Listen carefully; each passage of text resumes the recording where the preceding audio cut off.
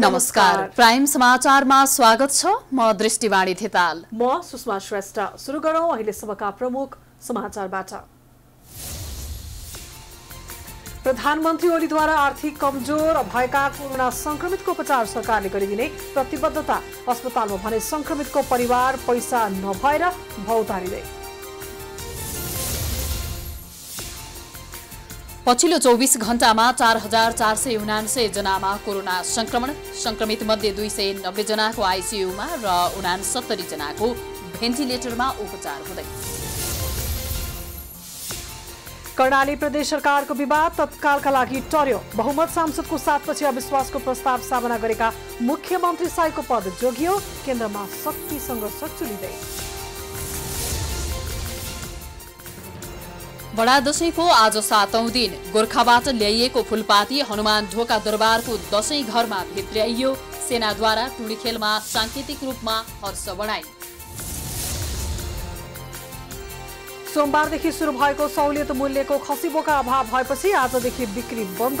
Corona संक्रमणको जोखिमका कारण यस वर्षको दशैंमा बजार सुनसान। पाकिस्तानका पूर्व प्रधानमन्त्री नवाज शरीफलाई भ्रष्टाचार विरुद्धको अर्को मुद्दा दर्ता गर्ने तयारी। 19 करोड 52 लाख पाकिस्तानी रुपैयाँ अनियमितता गरेको दाबी। र कतारमा सन् 2022 मा आयोजना हुने फिफा विश्वकप फुटबलका लागि युरोपियन क्षेत्रको ड्र डिसेम्बरमा सार्वजनिक हुने। 55 राष्ट्र सहभागी हुने।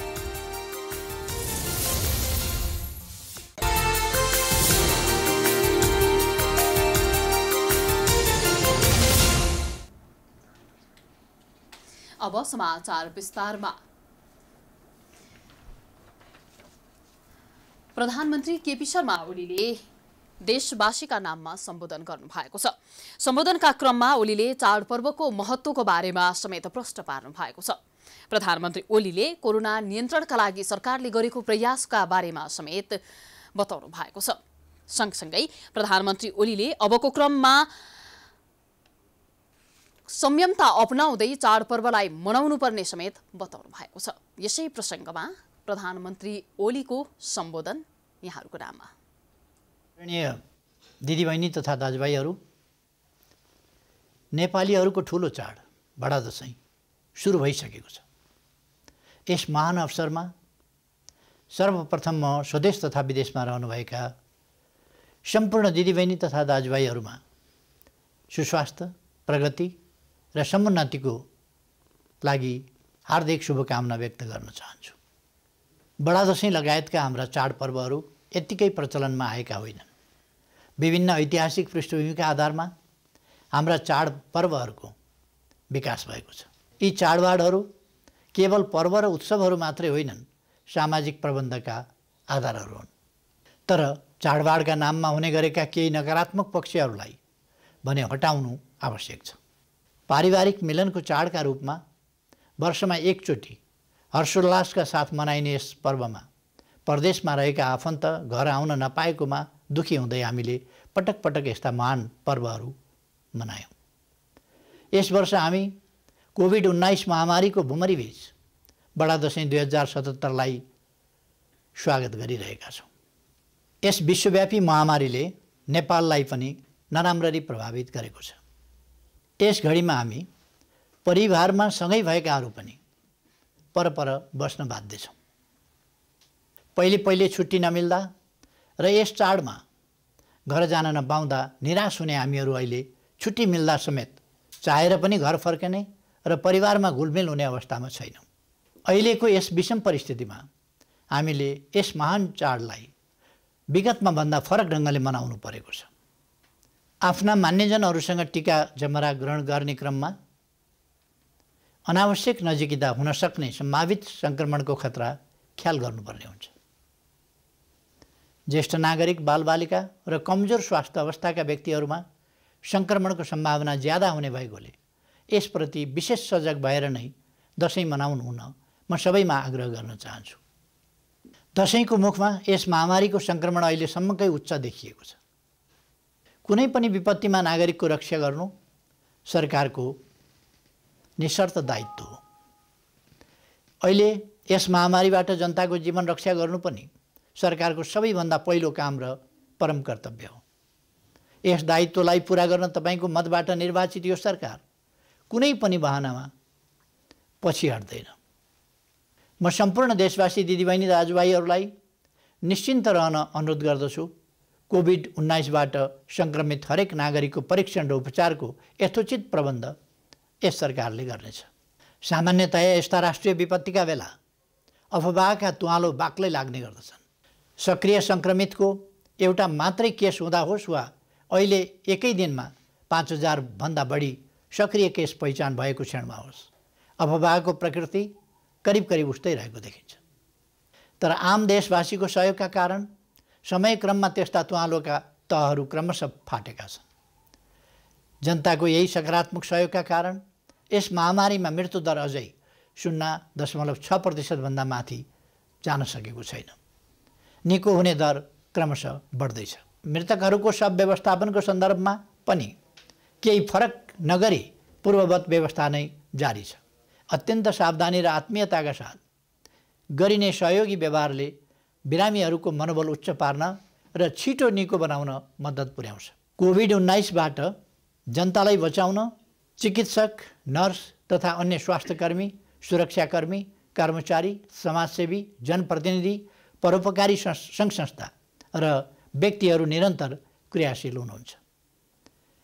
अहोरात्र खट्ने व्यक्ति तथा संस्थाहरूप्रति उच्च सम्मानका साथ उहाँहरूको योगदानको प्रशंसा गर्दछु। सङ्क्रमणको सम्भावित खतरालाई ध्यानमा राखी मैले पनि यसपालि प्रधानमन्त्री निवासमा हुने बडा दशैंको सार्वजनिक टीका कार्यक्रम नराख्न निर्देशन गरिसकेको छु। दिदीबहिनी तथा दाजुभाइहरू, जस्तै अप्ठ्यारोमा पनि हामी नेपालीले साहस र सहजताका साथ दुःखको सामना गर्ने गरेका छौँ। यस महामारीले पनि अहिले हाम्रो परीक्षा लिइरहेको छ। अनुशासन, उच्च मनोबल, सतर्कता र पारस्परिक सहयोगबाट यसलाई परास्त गर्न सकिन्छ भन्नेमा म विश्वस्त छु। बडा दशैं 2077 को सबैमा हार्दिक शुभकामना। धन्यवाद। सरकारले कोरोना संक्रमितको उपचारबाट हात झिकेपछि सर्वसाधारण समस्यामा परेका छन्। पैसा तिर्नै नसक्नेको उपचार सरकारले नै गर्ने भनिएको छ, तर अस्पतालमा त्यसअनुसारको व्यवस्था भने गरिएको छैन, जसका कारण अस्पतालमा संक्रमित बेडमा छटपटाइरहेका छन् भने आफन्त बाहिर भौतारिरहेका छन्।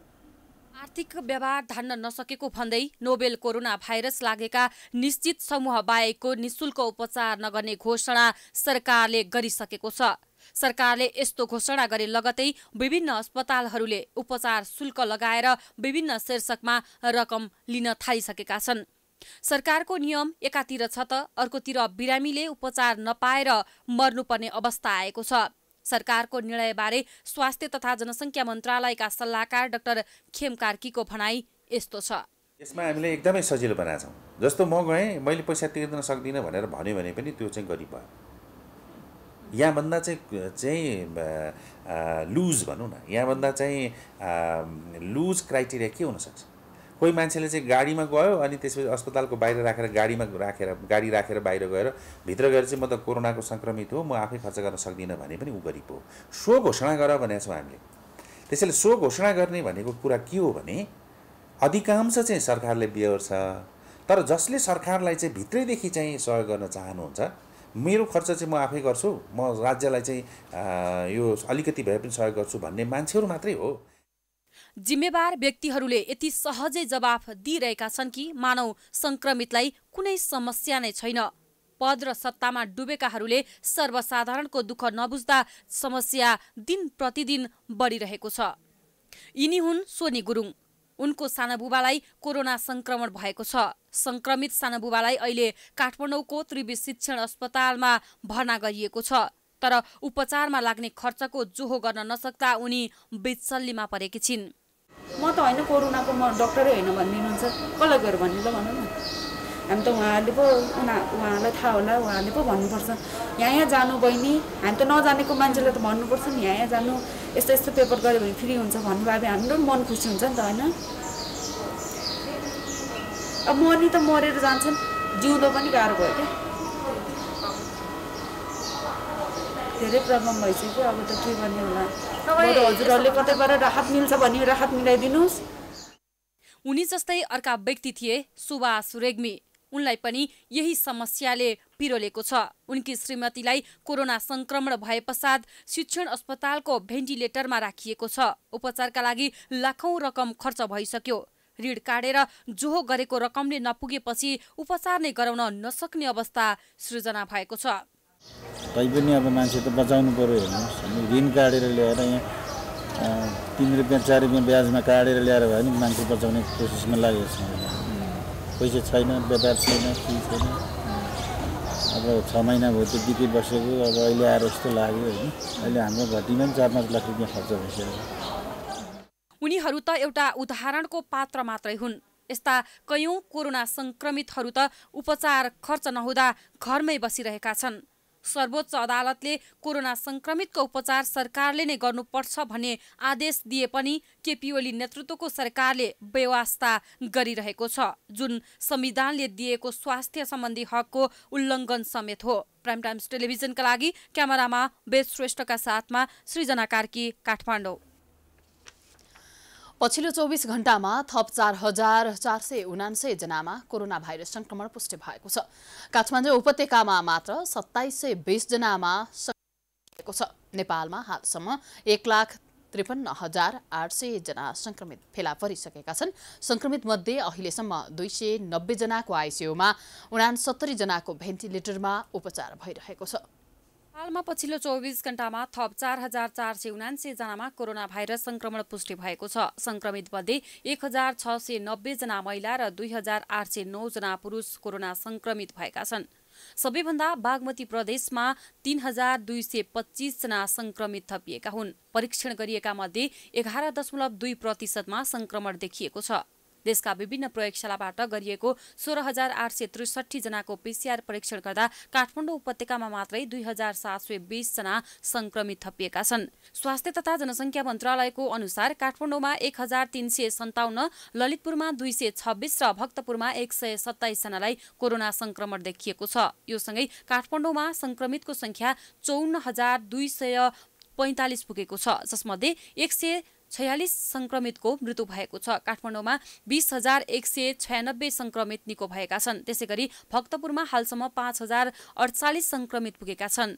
54 जना संक्रमितको मृत्यु भएको छ भने हालसम्म 1,365 जना संक्रमित निको भएका छन्। ललितपुरमा संक्रमितको संख्या 7,560 पुगेको छ। ललितपुरमा हालसम्म 53 कोरोना संक्रमितको मृत्यु भएको छ भने 2,574 जना संक्रमित निको भएका छन्। हालसम्म 0.5% कोरोना संक्रमितको मृत्यु भएको छ। शुक्रबार थपिएका संक्रमितसँगै नेपालमा कुल संक्रमितको संख्या 1,53,008 पुगेको छ। उनीहरूमध्ये देशभर 829 जनाको कोरोना संक्रमणका कारण मृत्यु भएको मन्त्रालयले जनाएको छ। स्वास्थ्य तथा जनसङ्ख्या मन्त्रालयका अनुसार थप 17 जनाले ज्यान गुमाएका छन्। पछिल्लो 24 घण्टामा नेपालमा 2,668 जना कोरोना संक्रमण मुक्त भएका छन्। यो सँगै कोरोना संक्रमण पश्चात निको हुनेको कुल संख्या 1,05,488 पुगेको छ। नेपालमा निको हुनेको दर 68.9% रहेको छ। शुक्रबार देशभर सक्रिय संक्रमितको संख्या 46,691 पुगेको छ। स्वास्थ्य तथा जनसङ्ख्या मन्त्रालयका अनुसार हाल देशभर सक्रिय संक्रमितको संख्या 46,691 जना रहेका छन्। देशभर कोरोना संक्रमितको संख्या बढेसँगै आइसियु र भेन्टिलेटरमा उपचार गर्नेको संख्या पनि बढ्न थालेको छ। स्वास्थ्य तथा जनसङ्ख्या मन्त्रालयका अनुसार देशभर 359 जना कोरोना संक्रमित विभिन्न अस्पतालको आइसियु र भेन्टिलेटरमा उपचाररत रहेका छन्। मन्त्रालयको तथ्याङ्क अनुसार 69 जना भेन्टिलेटर र 290 जना संक्रमित आइसियुमा उपचाररत रहेका छन्। आइसियुमा रहेका संक्रमितको संख्या सबैभन्दा बढी बागमती प्रदेशमा 174 जना आइसियु र 47 जना भेन्टिलेटर, लुम्बिनी प्रदेशमा 50 जना आइसियु र 8 जना भेन्टिलेटरमा, प्रदेश 1 मा 34 जना आइसियु र 9 जना भेन्टिलेटरमा र प्रदेश 2 मा 8 जना आइसियु र 2 जना भेन्टिलेटरमा उपचाररत रहेको मन्त्रालयले जनाएको छ। प्रधानमन्त्री केपी शर्मा ओलीले शुभकामना सन्देशका लागि बनाएको तस्बिरमा नेपालको निशान छाप राखेका थिए। निशान छापभित्रको नेपालको नक्सा भने पुरानै हो कि जस्तो देखियो। तस्बिर सानो भएकाले नेपालको नक्सामा लिपुलेक, लिम्पियाधुरा र कालापानी क्षेत्रको चुच्चो भाग देखिएन, जसले गर्दा आज दिनभरि प्रधानमन्त्री ओलीले आलोचना सहनु परेको छ। नेपालको नक्साका बारेमा निकै बहस भयो। प्रधानमन्त्री केपी शर्मा ओलीले करिब 10 बजेतिर दशैंको शुभकामना सन्देश सहित सामाजिक सञ्जालमा तस्बिर राखेका थिए। उक्त तस्बिरमा एकातिर ओलीको तस्बिर थियो भने अर्कोतिर शुभकामना सन्देश थियो अनि माथिल्लो भागमा नेपालको निशान छाप राखिएको थियो। उक्त निशाना छापभित्र रहेको नेपालको नक्साको आकार निकै सानो थियो। शुभकामना सन्देशको स्वरूप तयार पार्दा निशाना छाप सानो भएको थियो र त्यसभित्रको नेपालको नक्सा स्पष्ट नदेखिने अवस्थामा पुगेको थियो। स्पष्ट नदेखिएको नक्सा लिपुलेक, लिम्पियाधुरा र कालापानी सहितको नक्सा हो वा होइन भनेर धेरैले ठम्म्याउनै सकेनन्। नयाँ नक्सा लिपुलेक, लिम्पियाधुरा र कालापानी भएको स्थानमा चुच्चो भाग निस्किएको सबैलाई यादै थियो। तर ओलीको शुभकामना सन्देशमा नक्सामा चुच्चो भाग देखिएको थिएन। सामाजिक सञ्जाल प्रयोगकर्ताले ओलीले शुभकामना सन्देशमा पुरानै नक्सा प्रयोग गरेको भनेर आलोचना गरे। निशाना छाप रहेको नक्सालाई लिएर सामाजिक सञ्जाल प्रयोगकर्ताहरूले प्रश्न गरेका छन्। प्रमुख प्रतिपक्ष दल नेपाली कांग्रेसका प्रवक्ता विश्वप्रकाश शर्माले प्रधानमन्त्रीले लिम्पियाधुरा क्षेत्र भएको नक्सा प्रयोग नगर्नुलाई त्रुटि मान्न नसकिने बताएका छन्। सामाजिक सञ्जाल मार्फत उनले प्रधानमन्त्री ओलीलाई प्रश्न गर्दै लेखेका छन्, लिम्पियाधुरा सहित नेपालको नक्सा प्रयोगलाई सामान्य त्रुटि कसरी मान्नु? सम्माननीय प्रधानमन्त्रीज्यू, गम्भीर विमति दर्ज होस्। शर्माले देशको संसदले पारित गरेको नक्सा असुरक्षित भएपछि जग्गा फिर्ता गर्ने अभियान जारी छ कि विसर्जन भयो भनेर पनि प्रश्न गरेका छन्। सरकारले ज्येष्ठ 5 गते कालापानी, लिपुलेक र लिम्पियाधुरा सहितको नेपालको नयाँ नक्सा प्रकाशित गरेको थियो। त्यसपछि 3 क्षेत्रलाई नेपालको निशान छापभित्र रहेको नक्सा संशोधन गर्नका लागि संविधान पनि संशोधन गरिएको थियो। हाल यही नक्सा प्रयोगमा रहेको छ। तर प्रधानमन्त्री ओलीले नै संसदबाट पारित भएको नक्सा प्रयोग नगरेको भन्दै सामाजिक सञ्जाल प्रयोगकर्ता र राजनीतिक दलका नेताहरूले विरोध जनाएका छन्। तत्कालका लागि नेकपाको कर्णाली प्रदेशमा चुलिएको विवाद अन्त्य भएको छ। मुख्यमन्त्री महेन्द्र बहादुर शाही विरुद्धको अविश्वासको प्रस्ताव बहुमतले अस्वीकृत भएसँगै विवादको श्रृङ्खला तत्कालका लागि रोकिएको हो। यद्यपि कर्णालीको विवादले केन्द्रलाई भने अप्ठ्यारैमा पारेको छ। मुख्यमन्त्री समेत रहेका नेकपा कर्णाली प्रदेश संसदीय दलका नेता महेन्द्र बहादुर शाही विरुद्ध पेश भएको अविश्वासको प्रस्ताव अस्वीकृत भएको छ।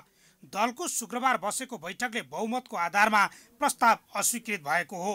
प्रमुख सचेतक सीता नेपालीको अध्यक्षतामा बसेको बैठकमा 18 जना सांसद उपस्थित थिए। सबै सांसदले प्रस्तावको विपक्षमा मत जाहेर गरेका हुन्। काठमाडौँमा रहेका एकजना सांसद ठम्बर विष्टले पनि प्रस्तावमा विपक्षमा लिखित मत पठाएका थिए। सांसद एमलाल कडेलको अगुवाईमा असोज 25 गते 18 जना सांसदले शाही विरुद्ध अविश्वासको प्रस्ताव दर्ता गरेका थिए। तीमध्ये 9 जनाले आफ्नो हस्ताक्षर फिर्ता लिएपछि प्रस्ताव अल्पमतमा परेको हो। नेकपा प्रदेश सभा दलको विधान 2075 को दफा 24 मा दलका नेता विरुद्ध अविश्वासको प्रस्ताव पेश गर्ने उल्लेख छ। उक्त प्रस्तावबारे 15 दिनभित्र बैठक बसाली निर्णय लिइसक्नुपर्छ। शुक्रबारको बैठकले दफा 24 को 4 बमोजिम बहुमतको आधारमा निर्णय गरेको प्रमुख सचेतक नेपालीले बताइन्।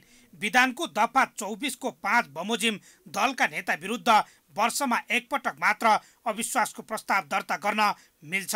यस हिसाबले मुख्यमन्त्री शाहीमाथि संसदीय दलबाट हुन सक्ने सङ्कट 1 वर्षको लागि टरेको छ। बैठकमा पूर्व माओवादी पक्षका 11 जना, ठम्बर विष्टको लिखित समर्थन र वरिष्ठ नेता माधव कुमार नेपाल खेमाका 8 जना उपस्थित थिए। अध्यक्ष तथा प्रधानमन्त्री ओली समूहका कडेल सहित 11 जना र पूर्व माओवादी समूहका सांसदहरू धर्मराज रेग्मी र पुष्पा घरती भने सहभागी भएनन्। 40 सदस्यीय कर्णाली प्रदेश सभामा नेकपाका 33 सांसद छन्। सभामुख राजबहादुर शाहीलाई छोडेर अन्यले दलको बैठकमा भाग लिन पाउँछन्। असोज 25 गते अविश्वासको प्रस्ताव पेश भएपछि उत्पन्न विवाद समाधान गर्न नेकपा अध्यक्ष द्वय केपी ओली र पुष्पकमल दाहालले विवादित विषयलाई काठमाडौँ बोलाएका थिए। तर एक सातासम्म बस्दा समेत निर्णय दिन नसकेपछि दाहाल नेपाल समूहका नेताहरू सुर्खेत फर्केर यस्तो निर्णयमा पुगेका हुन्। कर्णालीको विवादका सवालमा ओली पक्षको हार र दाहाल नेपाल पक्षको जित भएको विश्लेषण नेकपा वृत्तमा हुने गरेको छ। किनकि दाहाल निकट मुख्यमन्त्री शाही विरुद्ध ओली निकट प्रदेश सांसद एमलाल कडेलको नेतृत्वमा अविश्वासको प्रस्ताव ल्याइएको थियो। ओली पक्षले मुख्यमन्त्रीबाट शाहीलाई हटाएर कडेललाई बनाउने रणनीति लिए पनि अहिलेका लागि असफल भएको छ। बरु ओली निकट सांसद गुलाबजङ शाहले मुख्य सचेतक पद नै गुमाएका छन् भने अर्की सांसद सीता नेपालीले उक्त पद प्राप्त गरेकी छन्। समाचारको सिलसिला जारी छ, हामी विश्राम पछि आउँछौँ।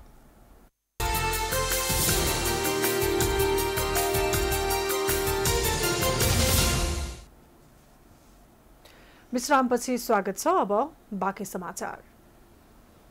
दशैंको 7औं दिन शुक्रबार परम्परा अनुसार घर घरमा फूलपाती भित्र्याइएको छ।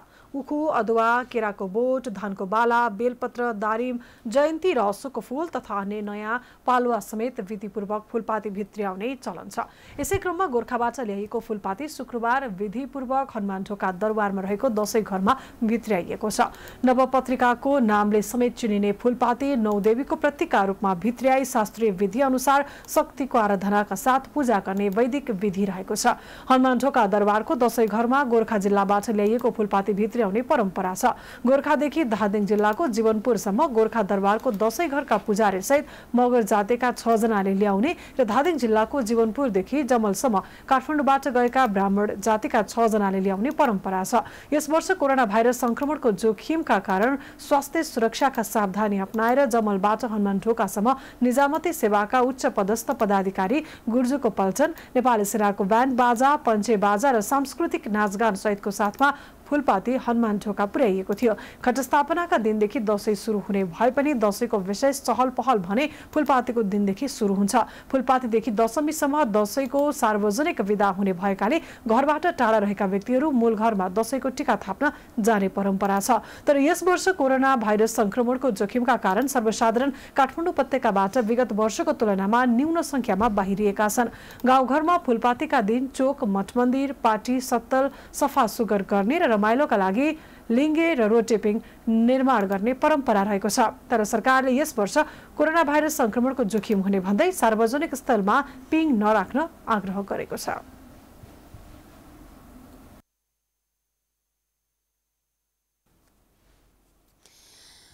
बडा दशैंको 7औं दिन शुक्रबार नेपाली सेनाले काठमाडौँको टुँडीखेलमा सांकेतिक रूपमा फूलपातीको हर्ष बढाइ गरेको छ। हनुमानढोका दरबार स्थित दशैं घरमा फूलपाती भित्र्याएपछि शुक्रबार अपराह्न सेनाले सैनिक मञ्च टुँडीखेलमा हर्ष बढाइ समारोह गरेको हो। यस वर्ष कोरोना संक्रमणको जोखिमका कारण सेनाले स्वास्थ्य सम्बन्धी सम्पूर्ण मापदण्ड पूरा गरी मौलिक चाडपर्वलाई निरन्तरता दिने उद्देश्यले पहिलाको तुलनामा छोटो र सांकेतिक रूपमा मात्र बढाइ कार्यक्रम सञ्चालन गरेको हो। यस वर्ष सामाजिक दूरी कायम गरी सीमित संख्यामा सेनाले बढाइ कार्यक्रममा पाहुना आमन्त्रण गरेको थियो। समारोहमा नेपाली सेनाको एक टुकडीले सलामी अर्पण गरेको थियो भने बडा दशैं 2077 को पावन अवसरमा नेपाली सेनाले राइफलबाट छिटो लहरे बढाई बेग्लै पाटामा बढाई र सबैले एक बढाई गरेको थियो। त्यसैगरी सोही अवसरमा बढाई कवाज टोलीले नेपाली सेनाको चिन्ह सडकोड र राष्ट्रिय झण्डाको आकृति प्रदर्शन गरेर लहरे एकट्ठा बढाई गर्नुका साथै विभिन्न तोपबाट समेत लहरे तथा एकट्ठा बढाई गरेको थियो। सो क्रममा सेनाको हेलिकप्टरबाट पुष्पवृष्टि गरिएको थियो। समारोहमा राष्ट्रपति विद्यादेवी भण्डारी, प्रधानमन्त्री केपी शर्मा ओली, प्रधान न्यायाधीश चौरेन्द्र शमशेर जबरा, सभामुख अग्नि सापकोटा, राष्ट्रिय सभाका अध्यक्ष गणेश तिमिल सिन्हा लगायतका संवैधानिक निकायका प्रमुख, उच्च पदस्थ सरकारी अधिकारी लगायतको उपस्थिति रहेको थियो। नेपाली सेनाले प्रत्येक वर्ष फूलपातीका दिन फूलपाती भित्र्याएको अवसरमा हर्ष बढाई समारोह गर्दै आएको छ।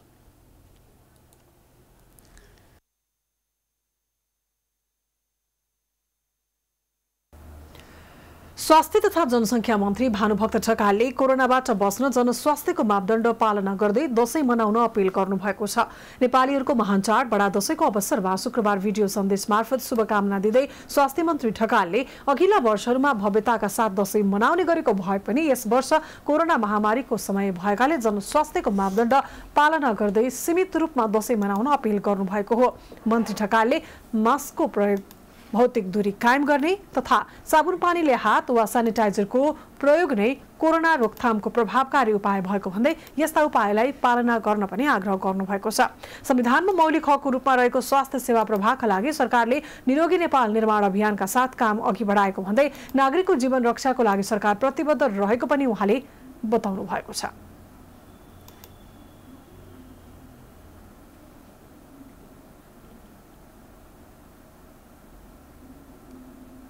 यसपटक कोरोना महामारीका कारण हामीले जनस्वास्थ्यको मापदण्डहरूको पूर्ण रूपमा पालना गर्नुपर्ने भएकाले यस चाडलाई सीमित रूपमा मनाउनुपर्ने बाध्यात्मक परिस्थिति सिर्जना भएको छ। परिस्थितिको यो बाध्यता अनुरूप नै चाडपर्व मनाउन म सम्पूर्णमा अपिल गर्दछु। कोरोना महामारीको लडाईँमा आफ्नो ज्यान जोखिममा राखी उच्च मनोबलका साथ अग्रपङ्क्तिमा खटिरहनुहुने डाक्टर, नर्स, स्वास्थ्य कर्मीहरू लगायत सबैप्रति उच्च सम्मान व्यक्त गर्न चाहन्छु। मन्त्री ढकालले सरकार सधैँ आम नागरिकको साथमा रहेकाले महामारीको समयमा जनता र सरकारबीच बलियो विश्वासी र एकता स्थापित गर्न जरुरी रहेको पनि बताउनुभयो।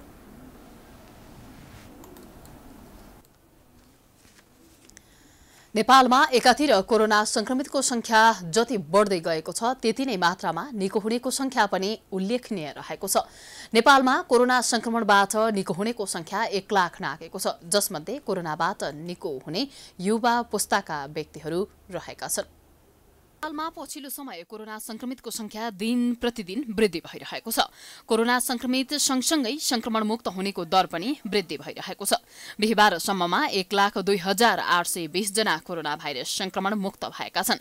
कोरोना संक्रमितको उपचार सफलतामा हालसम्म नेपाल अगाडि रहेको छ, जबकि नेपालमा 69.2% निको भएर घर फर्किसकेका छन्। नेपालमा मात्र नभएर विश्वमा नै कोरोना संक्रमणमा पर्ने महिला भन्दा पुरुष बढिरहेका छन्।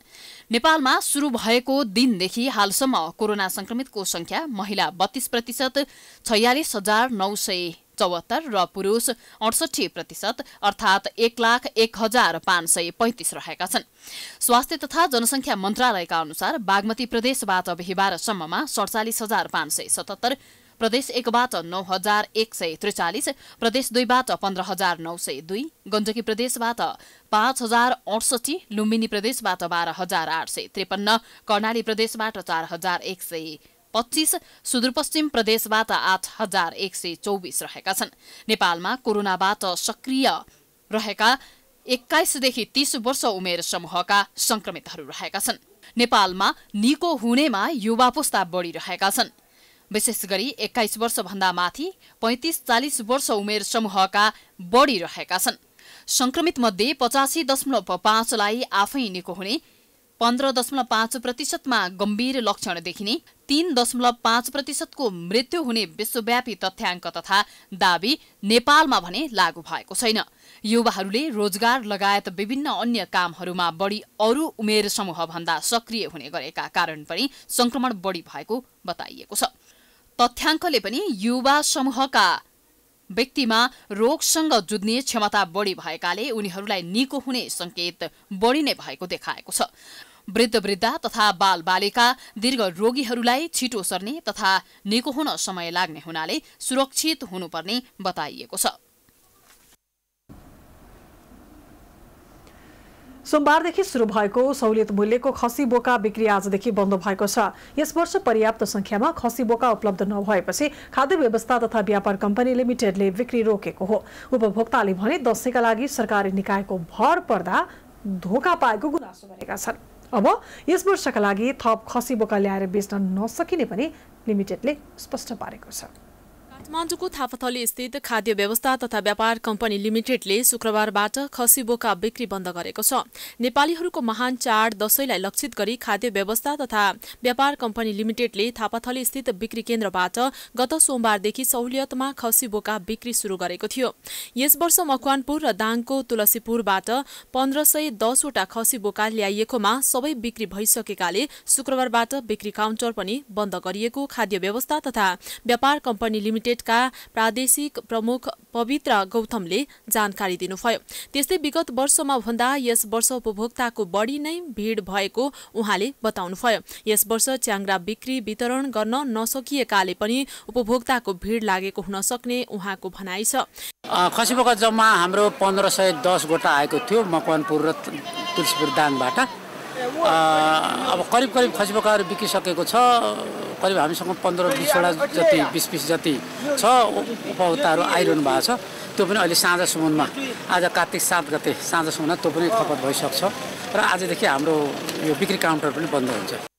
कोरोना संक्रमणको जोखिमका कारण उपत्यकामा नै दशैं मनाउने योजना बनाएर खाद्य कम्पनीमा खसी किन्न गएका सर्वसाधारणले मुस्किलले खसी पाएको बताएका छन्। त्यस्तै खाद्य व्यवस्थानमा खसी किन्न गएका कतिपय उपभोक्ताले खसी नपाएको गुनासो गरेका छन्।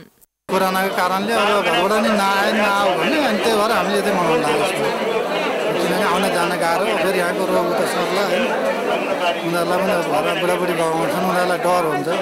एकदम 3 दिनमा पास नपाएर बल्ल म चोरेर छिरेको एउटा पुलिस दिदीलाई भनेर उसको पनि एउटा मान्छे रहेछ, त्यो मान्छेलाई छिरायो होला, मलाई पनि छिराइदियो। खसी बिक्री केन्द्रमा सरकारले राम्रोसँग व्यवस्थापन गर्न नसक्दा आफूहरूले शास्ति भोग्नु परेको कतिपय उपभोक्ताले बताएका छन्। त्यस्तै यस वर्ष कोरोना संक्रमणको जोखिमका कारण धेरै मानिसहरू आफ्नो गृह जिल्ला नगई काठमाडौँ उपत्यकामा नै बसोबास गरेकाले पनि भीड लागेको हो। कोरोना संक्रमणको जोखिमका कारण यस वर्षको दशैंमा बजारमा त्यति चहल पहल छैन। काठमाडौँ उपत्यकामा मात्र नभई देशैभरका शहरहरू सुनसान रहेका छन्। कपिलवस्तुमा पनि त्यस्तै अवस्था छ। पसलहरू खुले पनि ग्राहकको उपस्थिति कमै रहेको छ। दशैं सुरु भइसक्दा पनि कपिलवस्तुको तौलिया बजारमा चहल पहल भएको छैन। नगरमा बजारहरू खुले पनि ग्राहकहरू आएका छैन। कोरोना महामारीका कारण यस वर्षको दशैंमा विगत वर्षहरूमा जस्तो चहल पहल छैन। तौलियाको बजार क्षेत्रमा विगत वर्षभन्दा 90% व्यापार कमी आएको व्यवसायीहरूले बताउँछन्।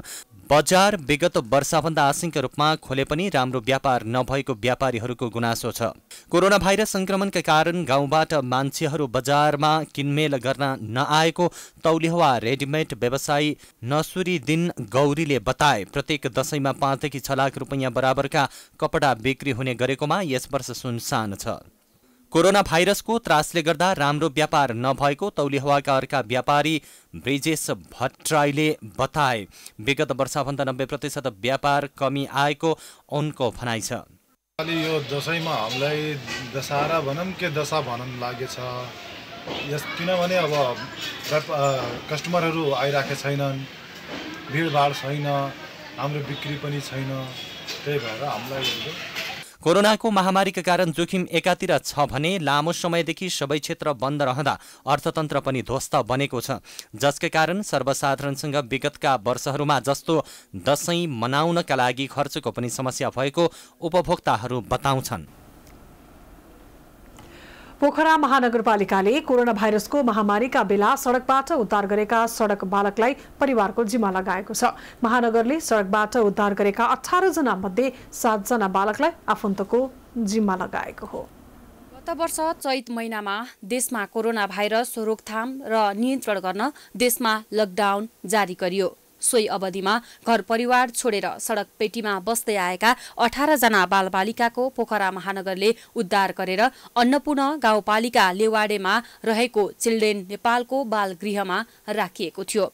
पोखरा महानगरले उद्धार गरेर 18 मध्ये 7 जनालाई परिवारसँग पुनर्मेलन गराएको छ।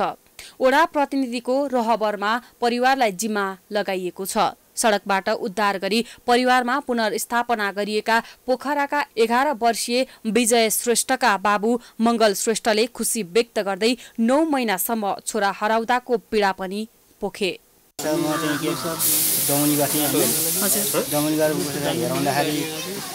लास पनि भेटाउन केही भेटाउँदिन, हड्डी भन्दा भेटाइन भन्नु के अरे हैन। म त्यता भएर फर्केर आएर त्यहाँ बसेँ। परिवारमा पुनर्स्थापना गरिएका मध्ये पोखरा 5 का 13 वर्षीय विनिता श्रेष्ठ आफूले बाटो बिराएर सडकमा आएको बताउँदै अबदेखि कहिल्यै घर छोडेर नजाने र अरूलाई पनि घर परिवार छोडेर नहिँड्न आग्रह गर्छिन्। मलाई चैतको 21 गतेलाई लैजानु भएको अनि मलाई राम्रो राम्रो खानेकुरा राम्रो राम्रो कपडा लाउन दिनुभयो, बुढाहरू पनि कोरोनाको टाइममा बाहिर ननिस्किदिनु म पनि निस्किन पर जे हो म अलिक केही पनि गर्दिनँ। विशेष गरी बाबुले सौतेनी आमा ल्याउने र आमाहरू अन्तै जाने पनि आर्थिक अवस्था कमजोर भएका श्रमिकका बालबालिका सडकमा आउने गरेको चिल्ड्रेन नेपालको कोषाध्यक्ष शान्त पौडेलले बताए। उनले दशैं अघि म्याग्दी, पर्वत, कास्की, तनहुका गरी 7 जनालाई पोखरा महानगरका गरी 7 जनालाई परिवारको जिम्मा लगाइएको जानकारी दिए।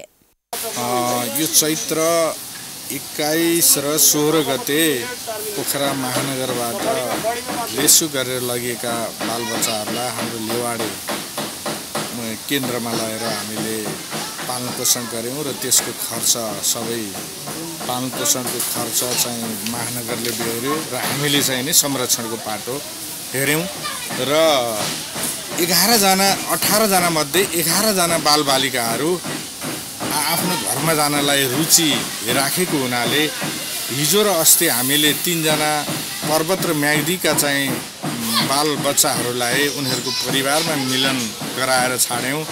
पोखरा महानगरपालिका भित्रका बालबालिकालाई ओडा प्रतिनिधिको रोहबरमा परिवारलाई जिम्मा लगाइएको बताउँदै उनीहरूले शिक्षाको व्यवस्था महानगरले गर्ने पोखरा महानगरका उपप्रमुख मञ्जुदेवी गुरुङले जानकारी दिइन्।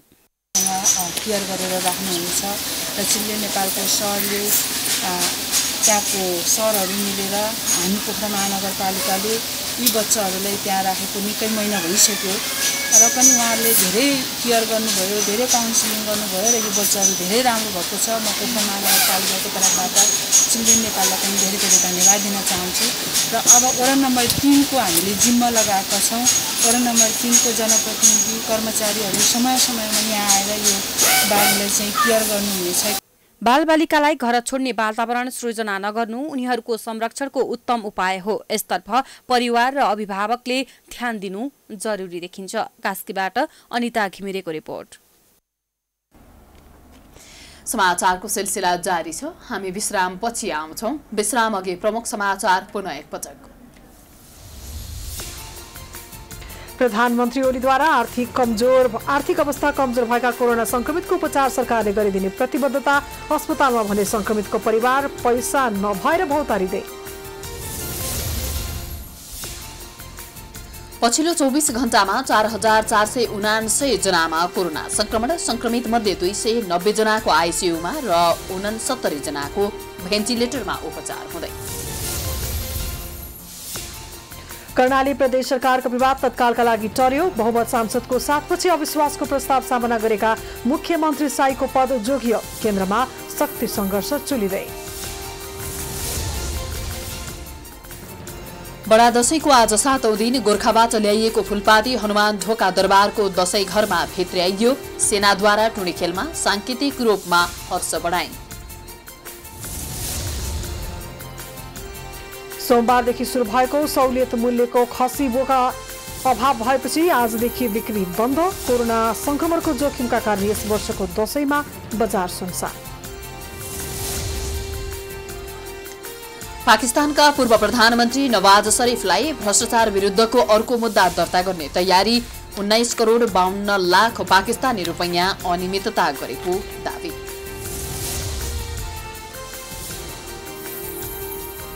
र कतारमा सन् 2022 मा आयोजना हुने फिफा विश्वकप फुटबलका लागि युरोपियन क्षेत्रको ड्र डिसेम्बरमा सार्वजनिक हुने।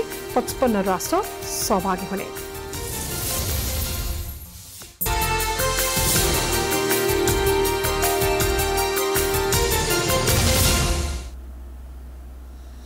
विश्रामपछि स्वागत छ। अब आर्थिक समाचार।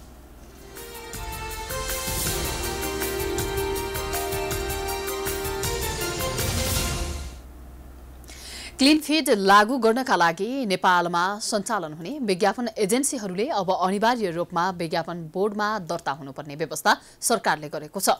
सरकारले विज्ञापन नियमावली जारी गरी यो व्यवस्था गरेको हो। कार्तिक 7 गते शुक्रबार रातको 12 बजेबाट नेपालभर विदेशी टेलिभिजन च्यानलहरूमा विज्ञापन रहित प्रसारण क्लिन फिडको व्यवस्था लागू गर्ने सरकारको निर्णय कार्यान्वयनका लागि विज्ञापन नियमावली जारी भएको छ। यसअघि सञ्चार तथा सूचना प्रविधि मन्त्री पार्वत गुरुङले कार्तिक 4 गते बसेको मन्त्री परिषद बैठकको निर्णय अनुसार शुक्रबारदेखि क्लिन फिट लागू हुने जानकारी दिएका थिए। सरकारले विज्ञापन नियमन गर्ने ऐन 2076 अनुसार क्लिन फिट लागू गरेको हो। यो व्यवस्था लागू गर्नका लागि पहिला विज्ञापन बोर्ड गठन हुनुपर्ने भएकाले सरकारले तत्काल काम चलाउ हुने गरी सञ्चार तथा सूचना प्रविधि मन्त्रालयका सहसचिवको संयोजकत्वमा बोर्ड गठन गरेको छ। विज्ञापन नियमन गर्ने नियमावली अनुसार खुला प्रतिस्पर्धाबाट विज्ञापन बोर्ड गठन गरिनुपर्ने भए पनि तत्कालका लागि सञ्चार तथा सूचना प्रविधि मन्त्रालयका सहसचिव डिलारा शर्माको अध्यक्षतामा बोर्ड गठन गरिएको सरकारले जनाएको छ। बोर्ड 7 सदस्य रहेको भनिए पनि अहिले सो बोर्डमा को छन् भन्ने नाम खुलाइएको छैन। नेपाल भर हाल 2200 अधिक विज्ञापन एजेन्सीहरू दर्ता भई वार्षिक 10 अर्ब रुपैयाँ बराबरको कारोबार गरिरहेका छन्। विज्ञापन बोर्डले यस्ता विज्ञापन एजेन्सीहरूको दर्ता, अनुगमन, विज्ञापन जाँच पास, सेन्सरदेखि सरकारी विज्ञापनहरूको रकम भुक्तानीको परीक्षणसम्म गर्ने कार्यभार तोकिएको छ। विज्ञापन नियमन गर्ने नियमावली अनुसार जुनसुकै निकायमा दर्ता भएका भए पनि विज्ञापन एजेन्सीहरू अब विज्ञापन बोर्डमा दर्ता हुनुपर्नेछ। बोर्डमा दर्ताका लागि विज्ञापन सम्बन्धी काम गर्ने उद्देश्यले प्रचलित कानून बमोजिम दर्ता भएको प्रमाणपत्र, त्यसको नवीकरण प्रमाणपत्र, गत आर्थिक वर्षसम्मको करचुक प्रमाणपत्र, वार्षिक कारोबार तथा त्यस्तो एजेन्सीको पुँजी संरचनादेखि नै विवरण समेत पेश गर्नुपर्नेछ। यसबाहेक एजेन्सीहरूले प्रत्येक वर्ष 1000 रुपैयाँ तिरेर बोर्डमा दर्ता नवीकरण गर्नुपर्ने पनि व्यवस्था गरिएको छ।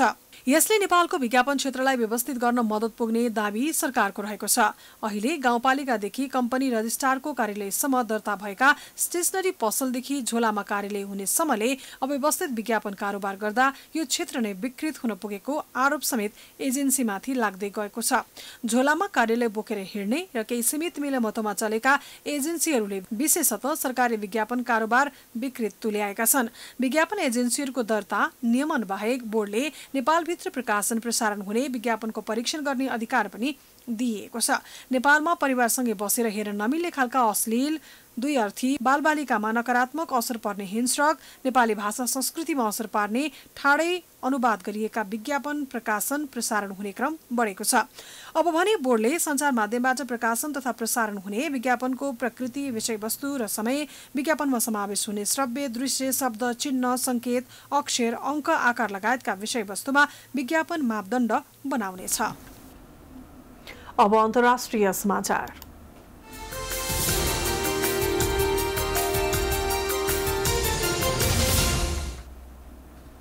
पाकिस्तानका पूर्व प्रधानमन्त्री नवाज शरीफलाई भ्रष्टाचार विरुद्धको अनुसन्धान गर्ने सरकारी निकायले भ्रष्टाचार सम्बन्धी फेरि अर्को मुद्दा दर्ता गर्ने भएको छ।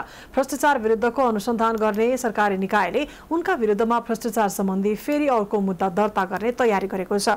उनीमाथि विदेशी अतिथिको सवारीमा प्रयोग गर्ने गरी खरिद गरिएका 73 वटा सवारी साधन खरिदमा अनियमितता गरेको आरोप छ। तर ती सवारी साधन व्यक्तिगत प्रयोगमा लगाएका र करिब 19 करोड 52 लाख पाकिस्तानी रुपैयाँ अनियमितता गरेको दावी गरिएको छ। पूर्व प्रधानमन्त्री 70 वर्षीय नवाज शरीफ पाकिस्तान मुस्लिम लीगको तर्फबाट प्रधानमन्त्री भएकै बेला यसअघि सन् 2017बाट सर्वोच्च अदालतको आदेशमा अपदस्थ भएका थिए।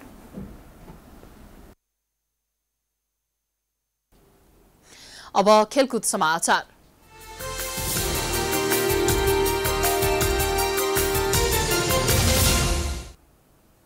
कतारमा सन् 2020मा आयोजना हुने फिफा विश्वकप फुटबलका लागि युरोपियन क्षेत्रको ड्र डिसेम्बरमा सार्वजनिक हुने भएको छ।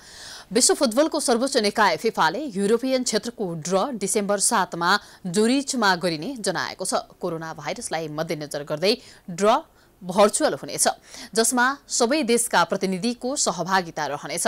युरोपियन छनौटमा 55 राष्ट्र सहभागी हुनेछन्, जसलाई 10 समूहमा विभाजन गरिनेछ। समूह चरणमा सबै टिमले होम एन्ड अवे आधारमा खेल्नेछन्।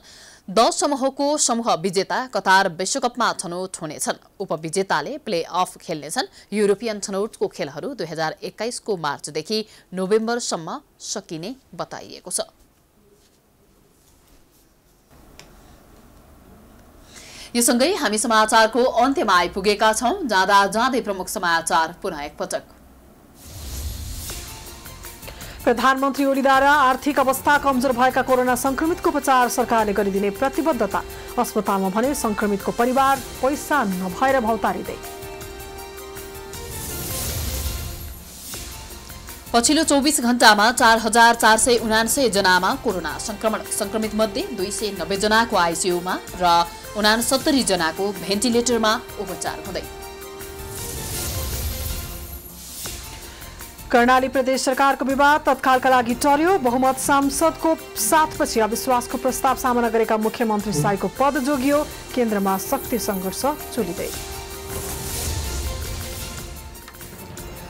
बडा दशैंको आज 7औं दिन गोर्खाबाट ल्याइएको फूलपाती हनुमान ढोका दरबारको दशैं घरमा भित्र्याइयो। सेनाद्वारा टुनी खेलमा सांकेतिक रूपमा हर्ष बढाई। सोमबारदेखि सुरु भएको सहुलियत मूल्यको खसी बोका अभाव भएपछि आजदेखि बिक्री बन्द।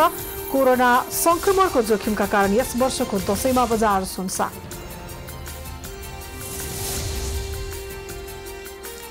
पाकिस्तानका पूर्व प्रधानमन्त्री नवाज शरीफलाई भ्रष्टाचार विरुद्धको अर्को मुद्दा दर्ता गर्ने तयारी। 19 करोड 52 लाख रुपैयाँ पाकिस्तानी रुपैयाँ अनियमितता गरेको दावी। र कतारमा सन् 2022 मा आयोजना हुने फिफा विश्वकप फुटबलका लागि युरोपियन क्षेत्रको ड्र डिसेम्बरमा सार्वजनिक हुने 55 राष्ट्रले सहभागिता जनाउने।